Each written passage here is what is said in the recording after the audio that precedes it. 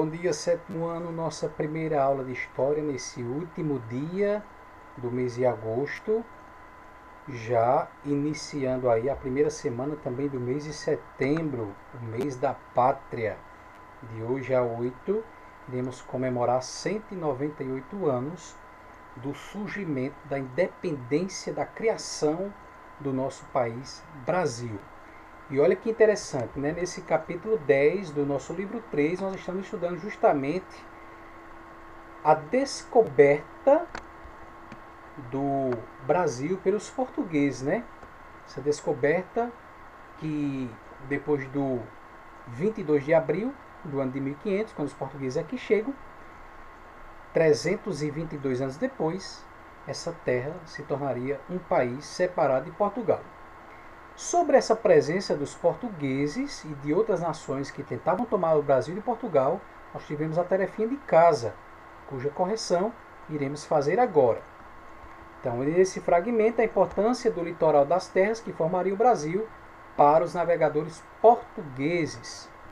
Nós sabemos que, apesar, como dissemos, de chegarem ao Brasil em 1500, essa colonização, ou seja, a ocupação desse território, o primeiro grupo de portugueses a vir morar no Brasil, essa ocupação demorou 30 anos para acontecer.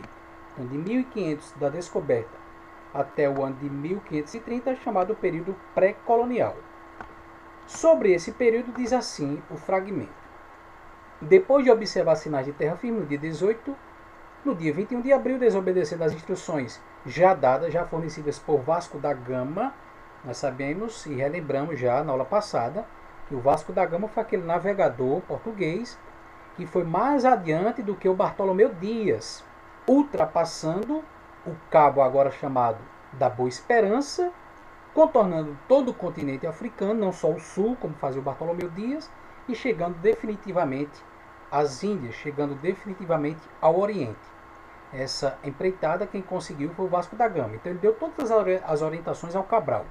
Só que o Cabral ignorou, diz a segunda linha, ignorou tanto as instruções como a disposição favorável dos ventos para ir diretamente à Índia e decidiu investigar melhor o que diziam os boatos, se eram fake news que corriam lá pela Europa.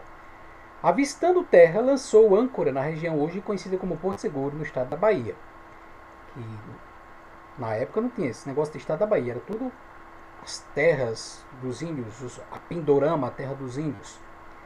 A descoberta de Cabral, na verdade, não constituiu mais que achamento de terras que já eram conhecidas pelos portugueses empiricamente, por conta de expedições de reconhecimento que empreendiam no Atlântico há décadas. Então, aquilo de boato, aquela história de descobrir o Brasil, na verdade, cai por terra, porque 8 anos antes, um europeu, no caso o Cristóvão Colombo, já havia chegado também aqui na América, né? Então, já era fato de que haviam terras, sim, além do Oceano Atlântico.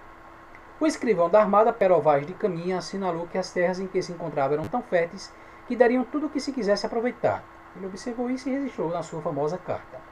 Porém, contudo, todavia, entretanto, com a Índia ao alcance dos navios de Portugal, e lá na Índia sendo suficiente controlar alguns pontos estratégicos para ter domínio, para dominar um comércio já estabelecido lá no Oriente, sustentado por uma produção, mão de obra, que não dependia da força de trabalho portuguesa. E esse era o comércio lá do Oriente. Em vista disso, tentar cultivar as novas terras da América parecia, comparativamente com esse comércio do Oriente, muito dispendioso. Tentar produzir alguma coisa nessas novas terras, sendo que já tinha um comércio estabelecido com o Oriente, exigia muitos gastos, era muito dispendioso. Era mais fácil, lá nos anos 1500, século XVI, quando os portugueses eram senhores, dominavam o Atlântico e o Índico, obter lucro através da intermediação comercial de especiarias do que produzi-las. Traduzindo, ficou bem claro, era mais fácil comprar do Oriente do que vir ocupar essa terra desconhecida e tentar produzir alguma coisa aqui. Ao mesmo tempo, além de produzir, encontrasse alguém que quisesse comprar, comercializar.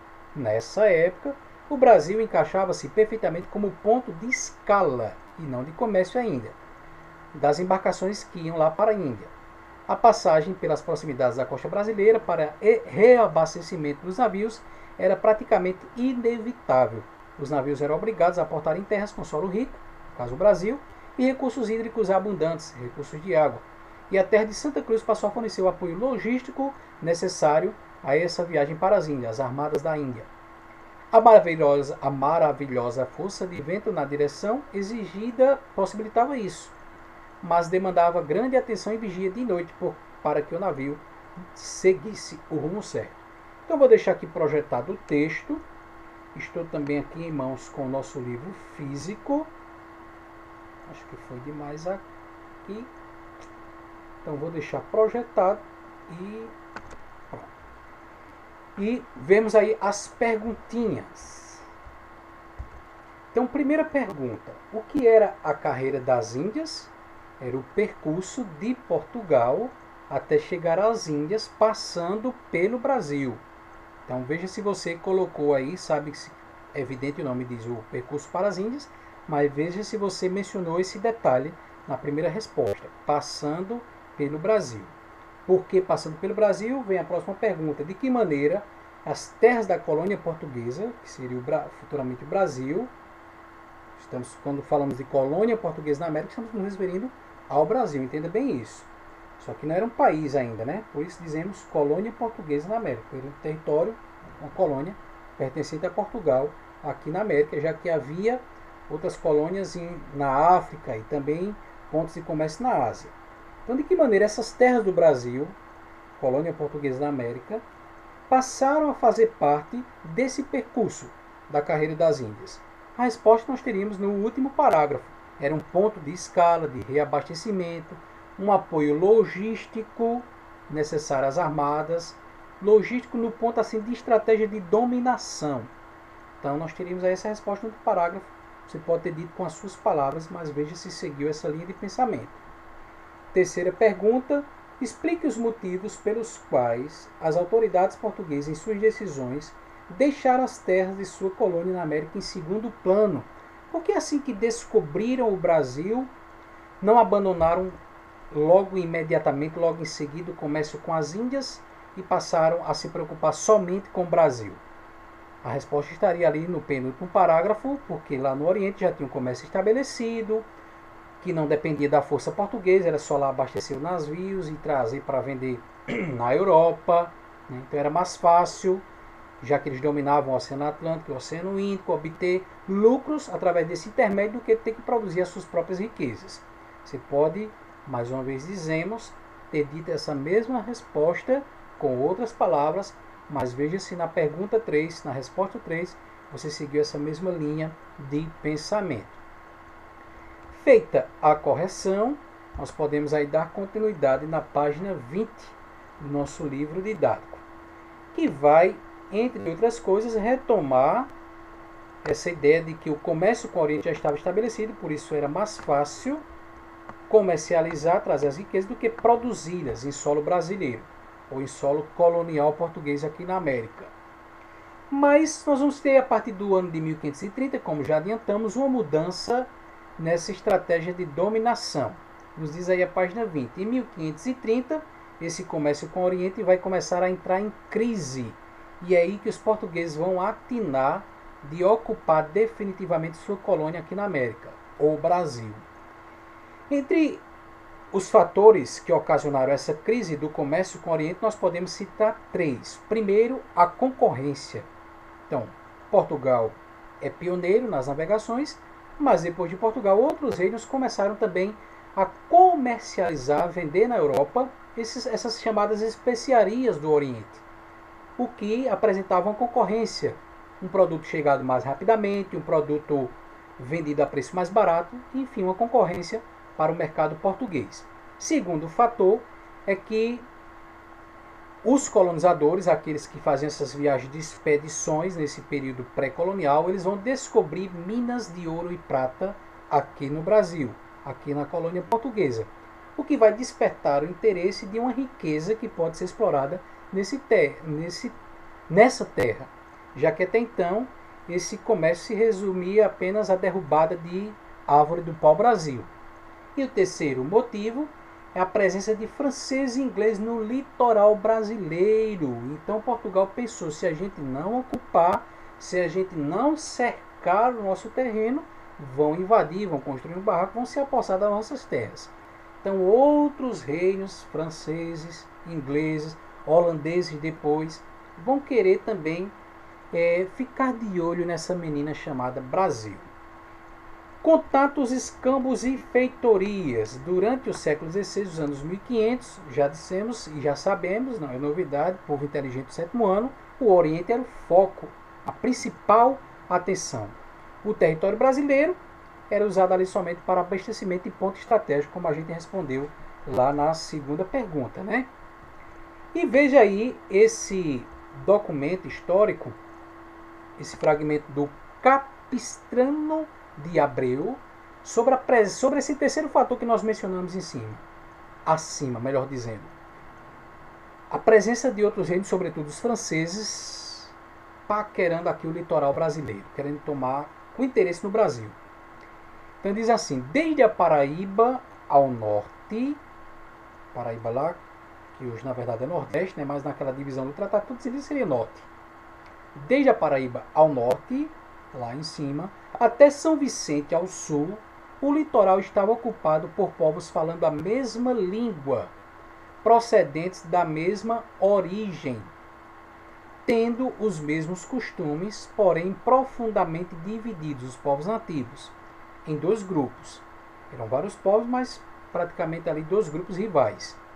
Uns Tupiniquim e o outro Tupinambá. Nós também já mencionamos esses grupos, suas práticas antropofágicas. Porque os tupinambás se aliaram constantemente aos franceses e os portugueses tiveram a seu favor os tupiniquins, porque disso não sabemos, não consta na história. Mas o fato é incontestável e foi importante. 2 pontos. Durante anos ficou indeciso. É 2 pontos, está pequeno aqui, ou é ponto e vírgula? Ponto e vírgula, desculpa aí. Durante anos ficou indeciso se o Brasil ficaria pertencendo aos Pero, como os indígenas chamavam os portugueses, ou aos Maí, como os indígenas chamavam os franceses. Então aqui o que é que nós temos? 2 principais tribos, 2 principais grupos indígenas, que a gente já ouviu falar em aulas passadas, os seus rituais. Vimos até um documentário da TV Brasil sobre esse detalhe, um prisioneiro fugitivo dos franceses, aprisionado pela tribo amiga dos portugueses e que acaba sendo devorado no ritual antropofágico.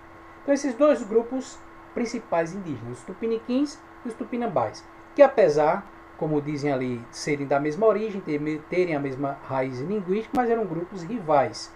De modo que os tupinambás fazem amizade e fazem aliança com os franceses para apoiá-los na tomada do território brasileiro, e os tupiniquins se aliam aos portugueses nessa empreitada que os portugueses, já sabemos, hoje falamos português, porque os portugueses foram os vencedores nessa disputa da ocupação e do domínio territorial colonial brasileiro. Sobre essa disputa, sobre essa rivalidade, você tem aí, ao final da página 20, 3 perguntinhas que você vai responder no caderno e mandar a foto no Classroom, de maneira organizada, no cabeçalho, com data, nome do colégio, seu nome, a turma, e isso vai ficar registrado para depois, né? Pulando linha, evitando rasuras e tudo mais. De acordo com o trecho escrito pelo Capistrano de Abreu, havia 2 povos indígenas que habitavam o litoral brasileiro. Que povos eram esses? Muito fácil, né, gente? Letra B, como era a relação? Também uma pergunta muito fácil. Segunda pergunta, de que maneira as relações entre esses povos favoreceram os europeus, ou franceses ou portugueses que chegaram aqui? Essa rivalidade entre eles, de que maneira os europeus, franceses e portugueses se beneficiaram? De que maneira essas rivalidades ajudou a favorecer os europeus? Terceira pergunta, a costa brasileira, o litoral, no início da colonização portuguesa, era somente, efetivamente, exclusivamente controlada por Portugal? Justifique sua resposta. Muito fácil. Mais fácil do que trocar a fralda de bebê. Qualquer dúvida que surgir, pode perguntar lá no privado. Bom restante de segunda-feira. Amanhã nos encontramos pelo Zoom para amenizar a saudade. Cheiro.